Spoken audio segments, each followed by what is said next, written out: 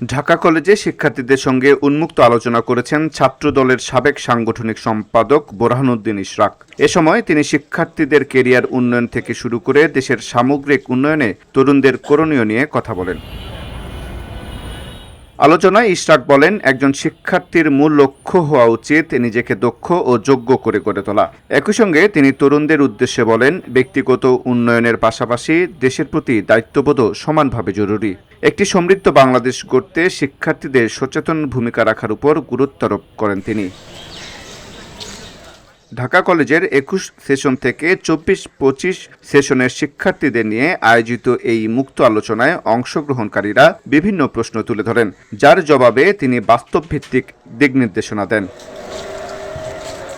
এ সময় মাদকমুক্ত ক্যাম্পাস গড়ার প্রত্যয় ব্যক্ত করে ইশরাক বলেন, শিক্ষা প্রতিষ্ঠানে সুস্থ পরিবেশ নিশ্চিত করতে সবাইকে একযোগে কাজ করতে হবে। তরুণদের মাদকের ভয়াবহতা সম্পর্কে সচেতন হয়ে নিজ নিজ অবস্থান থেকে প্রতিরোধ গড়ে তোলার আহ্বান জানান ইশরাক।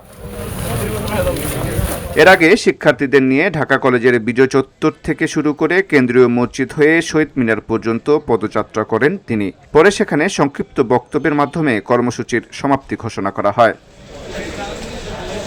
এই আয়োজনকে শিক্ষার্থীদের মধ্যে সচেতনতা তৈরির একটি ইতিবাচক উদ্যোগ হিসেবে দেখছেন অংশগ্রহণকারীরা। ভিউটি বাংলা নিউজ ডেস্ক।